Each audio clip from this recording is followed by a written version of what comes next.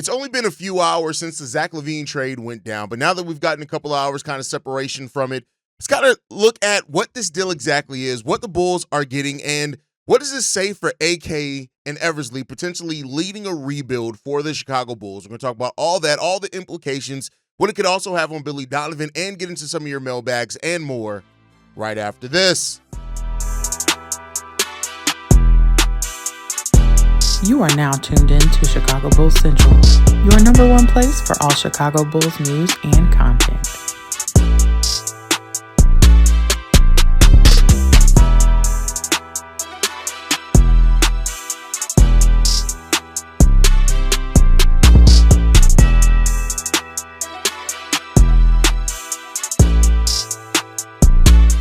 What's going on, Bulls fans? Welcome to another episode of Chicago Bulls Central, your number one spot for everything Chicago Bulls related. I'm the host there, Hayes, but more importantly, you guys can follow the channel at Bulls Central Pod on every social media platform we happen to be on. With that said, let's go ahead and get into this content for today, y'all. And man, has it not been a crazy 48 hours around the NBA?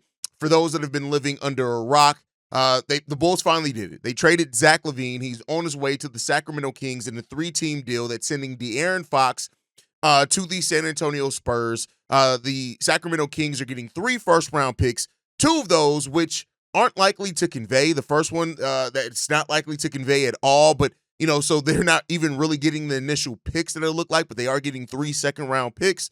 The Chicago Bulls are getting back Kevin Huerter, Zach Collins, and Tre Jones, and their own first-round pick back. And I am a man of my word. I do owe an apology. I was initially of the mindset that pick was only going to be just the Bulls' 2025 pick back. It does seem like they're getting full control back over all their picks, meaning that they don't have to worry about in 2026 or 27 the protections on the protections that the San Antonio Spurs had on those picks, which it does make the trade a little bit better, right? But let's just reframe this for a second and look at what the Bulls have done over the last basically 6-7 months, right?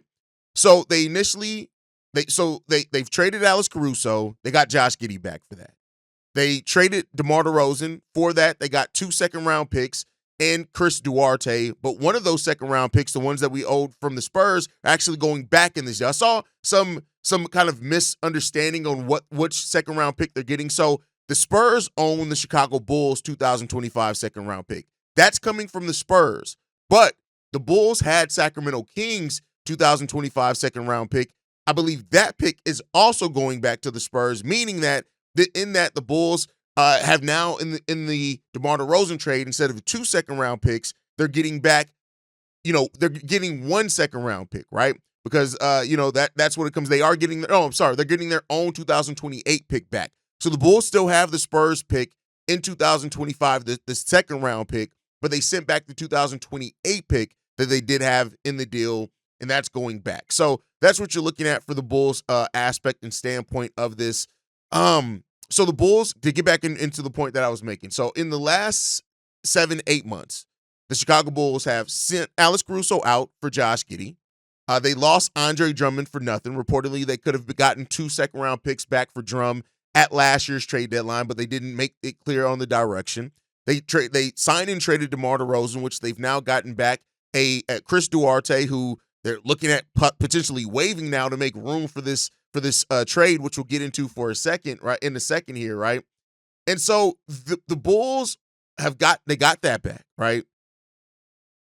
So now it seems like, and this trade has still not been made official yet because the Bulls do need to open up some more salary cap in a case like that. But this is a weird trade for the Bulls, right? So they lost Zach LaVine, they lost Alex Caruso, they lost Andre Drummond, they lost Alex Caruso, right? So and DeMar DeRozan. So those 4 players, and for that they got their own first-round pick back, and they got a second, and they got Chris Duarte. So when you look at this, really, and just kind of being frank with things, what did the Bulls really gain from this, right? And listen, I want to make sure the flexibility of having your own pick outright is great because you didn't have that. Now you don't have to worry about that, right? The Bulls no longer have to worry about Are we this bad? Are we that bad? They now can just go. They can compete. They can develop. They can do their things, and they're going to have the pick regardless. The next 2 drafts are deep enough to where that's fine, right? That's great. But you're on pace to do that anyway. And that's the question that I think I'm left with in this, is that if you're trading Zach, and then you're clearly going to be moving off of Vooch, right? You're going to be trying to do that. You're maybe even looking to move Lonzo. You're trying to trade other pieces. The Bulls have a bottom 9 record in the NBA right now. Some could say and make the argument that had they been able to trade Zach LaVine in a different trade and got different things back, they had a good chance of keeping their own pick anyway. And that's where a lot of the confusion is coming from for Bulls fans right now, is that if you were going this route already to basically commit to being bad, which it seems like they're doing, right? You had a great chance. Now, you don't have to walk that tightrope, so that does bring some freedom. It also opens up flexibility to trade some other things. You're getting cap flexibility back long-term with Kevin Huerter coming to the team, those type of things, because Kevin Huerter, Zach Collins contracts come off the books a year before Zach LaVine's would have. So you're clearing your cap sheet. When I did my trade primer for the Chicago Bulls, I did point out the fact that the Bulls aren't looking for any salary that go past the 25-26 season. And they achieved that in this. They didn't get any salaries that go past that time period, and that gives the Bulls some flexibility to do some things, right? But you've continually, like, this is a result, and this is a perfect result of your complete mismanagement of your assets. That's what this is yet again. This is a complete and utter mismanagement of your assets by AK and Eversley. This is not a good trade. It's not a good trade. Now, one could say, Hayes, it's not a bad trade either, because look what we're getting back, and we won't know the full value. I've said this before. You always want to evaluate a trade 3 times. You want to evaluate the initial return, then you want to evaluate a couple years down the road, what did you do with that return, and then the ultimate final verdict of the trade a few years down the road from that, right? So we won't really know exactly how much this helped the Bulls. For example, if the Bulls next year are, instead of a bottom 8 team or a bottom 11 team, but they get to keep their pick and stay in the lottery, then okay, you wouldn't have had that pick otherwise. So who you get with that pick is a bonus if you're looking at it high level, right? From same thing in 2027. It was top 8 protected. So let's say the Bulls get better because the young players they draft are right, and instead of a top 8 pick, it's a top 13 pick. All right, cool. You keep that pick because you wouldn't have kept that had you not made this trade, right? So it provides some clarity, and we won't really know the results fully until we see what we get back in these moves. But if for example, the Bulls who trade Zach, they've already traded Zach. Let's say they trade Vooch, they trade Zoe, and let's say that they're a bottom 5 team the next 3 years, you would have kept that pick regardless, right? So I mean, it's just that perspective of it. The Bulls do gain some clarity in that they can still play to win. They still can develop their players. Billy Donovan can still do his thing. But it's just that little bit of clarity. Was that worth it? Was that really worth what this whole saga has turned into? And I know I said at one point in time as well, like, hey, the Bulls are probably just going to get their first round pick back in this, which was more so meant to be kind of a tongue-in-cheek, like, hey, I could see this happening for the Chicago Bulls, but it's just, this is where we are. And that is a really, honestly, a crazy thing to be in this place right now for this Bulls team. For now, one could say as well, and people have made these sentiments, that the Bulls last year, they would have had to given up assets to get off of Zach LaVine's contract. And they don't do that now, right? They don't do that now. So, all right, cool. I can see where you're coming at. I can see your perspective in that. It's just, this is just a crazy, crazy place right now. And the Bulls, we'll have another episode at some point in time reflecting on what Zach LaVine and what he was for the Chicago Bulls. Me and Pat have already kind of talked about that over on Locked on Bulls. Zach LaVine is one of the best offensive players in Bulls history. He just is. But that doesn't mean that it didn't come with the losses and not having the winning percentage and all that, even though I don't put that just on him, because, you look at that and saying like that, the Bulls didn't ever put the real good teams around him, right? But, it is what it is, man. This is a time period where you got a lot of things going on, right? A lot of things to kind of look at. And, hey, the Bulls just get to go for it. I guess we'll see what the future holds for this team, man. This is going to be very, very interesting to watch. what the Bulls now do and what they do next, because reportedly the Bulls aren't done, and they shouldn't be done. They can't really be done, right? Because they got 3 players back in this trade. Before the trade can be officially completed, they have to clear cap room. So it's right now it seems like the Bulls are trying to trade Torrey Craig and Chris Duarte. If not, they could waive both of those players to complete this trade, right? But they're going to try to search and try to find deals for those guys leading into this to try to open up some cap space, and we'll see. So at the bare minimum, those moves have to happen. You're either waiving somebody or you're trading those guys to open up. But then what's next? Who's next to go for the Chicago Bulls? The biggest candidates are Nikola Vucevic, Lonzo Ball, Talen Horton-Tucker, Javon Carter, on top of Torrey Craig and Chris Duarte, who we already mentioned, right? We heard before that Lonzo may be the Bull that actually is the one that gets moved, but now we'll see Zach LaVine gets moved first. That domino was falling. So now what do you get back? And what precedence does this set? If you only got your first round pick back for Zach LaVine, is it realistic to still hold on to that first round evaluation of Nikola Vucevic? Right? Is that even a thing that you can do? Lonzo Ball, reportedly the Bulls were willing to settle for a couple of seconds. We'll see if that happens. Talen Horton-Tucker has a vet minimum contract. I think he's just going to be included with Vooch if he is moved. Javon Carter, we'll see if the Bulls can come off of that. But this Bulls team isn't done because it doesn't make sense for them to be done now. Now that you've made this move and this domino is falling, you kind of have to make another subsequent move or set of moves to just kind of make this make sense. But at least the Bulls do own everything now of their own outright for the future. They got some second-round picks, right? So that's a little bit more clear. But one can't help but to look at what this team was. And had AK and Eversley decided to move off things earlier, how much better that of a place they could have been in. And that leads us to the next thing, right? Does anybody feel confident in AK and Eversley to lead this rebuild for the Chicago Bulls? Let's just go over things. They overvalue assets. They move off those assets too slowly. On top of that, their draft history isn't the greatest, right? And so now we're moving into a phase where you got to focus on that. And I've said it before, you got to hope they're going to be able to do something. And you do, right? Like, it is what it is. But this trade and the way that this went down didn't really do a lot to instill any faith from Bulls fans that have lost it for this front office over the last few years, right? So that's something as well that you have to look at. This Bulls team, with moves that are coming down the pipeline that could be coming, because you can't assume anything. Like, I don't think they're going to be getting any assets that really change the way that we look at this. Now, if they are, great. But I think you have to right now look by the information that you have given, is that the Bulls finally did something leading to a trade deadline, but it's something that it didn't really make us better. I could say that, it made us worse by design. That's kind of the goal. But it didn't make us better. And it didn't really make our future that much clearer to be better either. So this next step that they do is going to be important that they hit. And I've said this before anyway. It's important that they hit on the next first round picks, but it's important for that. That was going to be the case anyway, right? This is just another move by this front office that Bulls fans really just don't trust right now. There's no trust in this organization from the fan base with the front office. There's no trust definitely in ownership. That's just not there. So what's going to happen? What's the next step, right? And that's what remains to be seen. Now, another question that I have in this before we go is, what does this mean for Billy Donovan?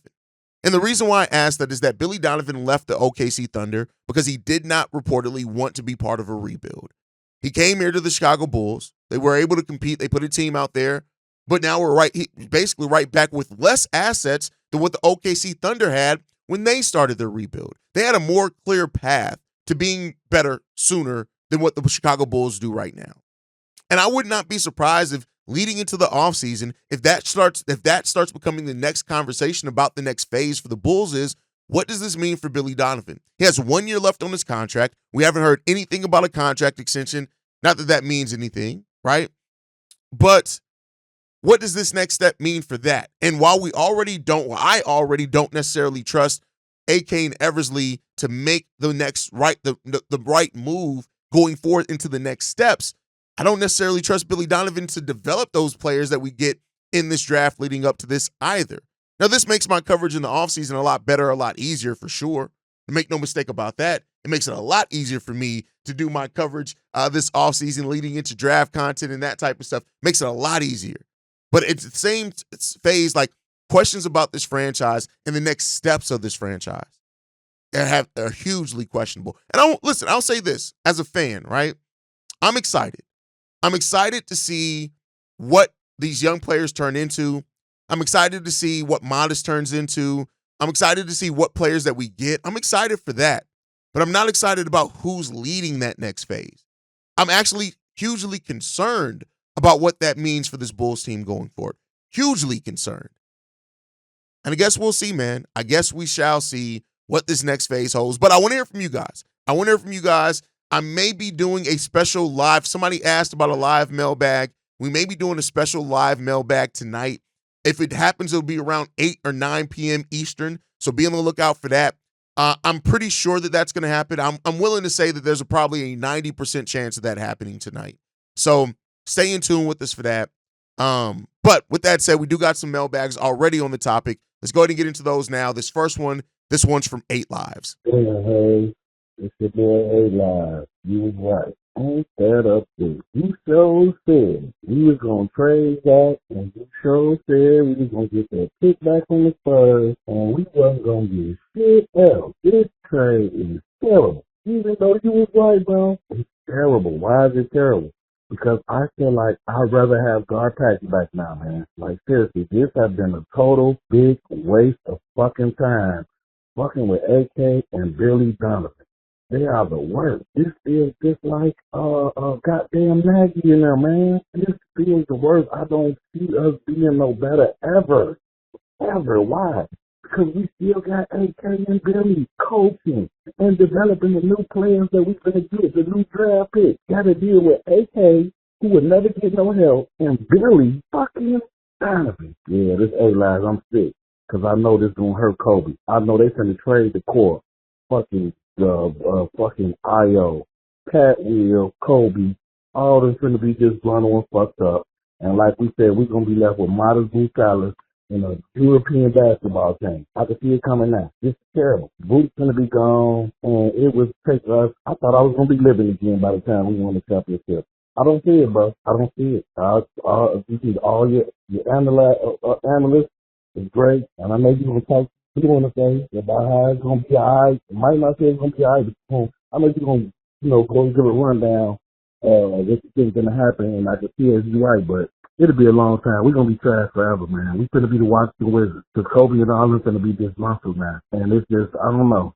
I guess we're supposed to lose our tank out this year. Guess I'll see what happens in the off season, man. But god damn, bro. Yep, you was right, though. I'll holler at you, man. 8 Lives, I'm out. Why is this trade bad?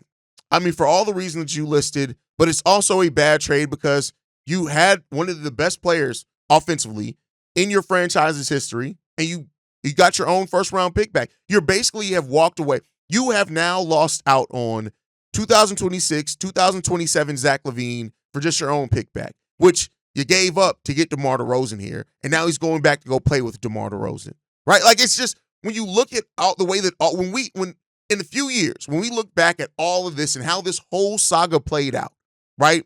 From us signing Lonzo and trading for Vooch and bringing in DeMar DeRozan, when we go back and look at what this whole saga is all going to be when it's all said and done, what did the Bulls really gain from it? We got our own first-round pick back, great. We had one playoff series that we won one game in, great. We had, a bunch of 2 other play-in wins, okay, cool. But what did we really gain from it in the long run? Not much. I'm here to tell y'all, not much. Like, this whole thing, this whole Acme era, really, when you look back at it, we're right back where we started, but with less assets and less young players than what we were when Acme took over.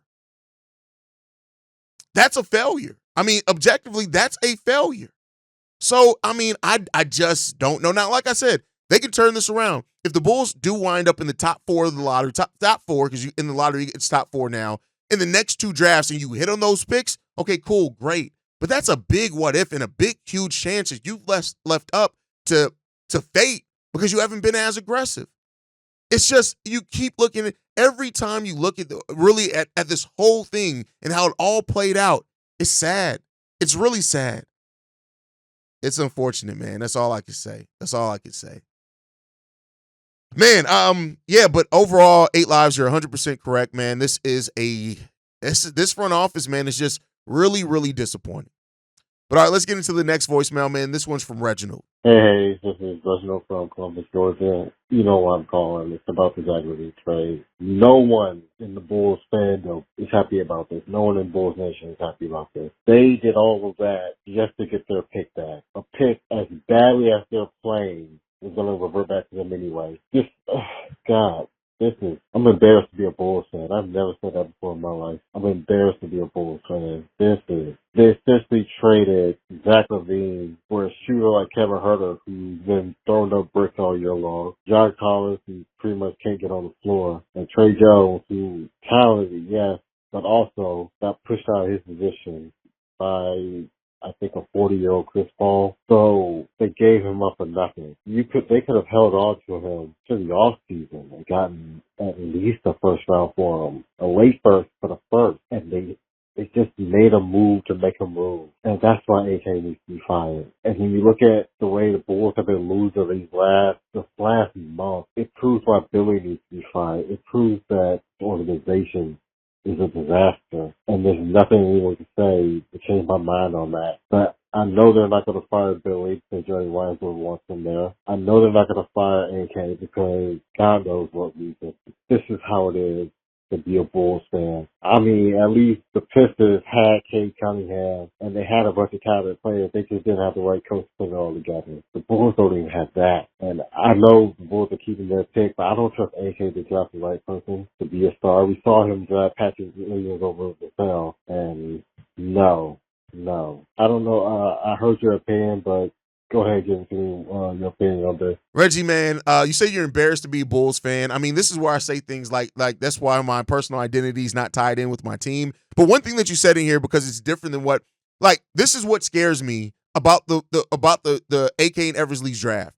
You scouted P. Will, which means that you saw Devin Vassell, right? That means that you saw Devin Vassell because you had to see him because he was on the same team as Patrick Williams. And you saw that in that evaluation, and then looking and scouting P. Will, you looked at P. Will and said, yeah, this is the one. Whereas Devin Vassell has turned into the much better player out of those two players. A much better player. And I get it. He went at 11, right? So it is what it is there. And it would have been looked at as a reach to get him. But at the same time, you just got to, again, like I said, you got to evaluate everything in 3 phases. You saw Devin Vassell there. You had to see him because you were scouting Patrick Williams. And you walked away from that saying, Pat's the guy. Pat's the guy. That's scary, right? Because that now leads me to ask, okay, how can I trust your evaluation during this next phase where drafting is hugely important? Because just like then, we didn't have DeMar then. We didn't know that we were trading for Nikola Vucevic then. But just then, in your time to try to find the diamond in the rough, you actually passed, you saw them. You were there in the building scouting the team. And you didn't have that evaluation.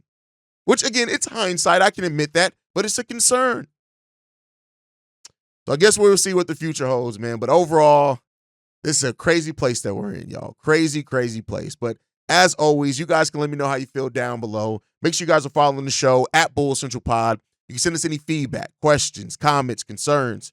bullcentralpod@gmail.com. Lastly, if you want to leave a text message and our voicemail for the mailbag, the number to do so, 773-270-2799. We are the #1 spot for everything Chicago Bulls related, but that's thanks to you lovely and beautiful people. And like I like to end every episode on, go Bulls. Love you guys. See red if you can, y'all.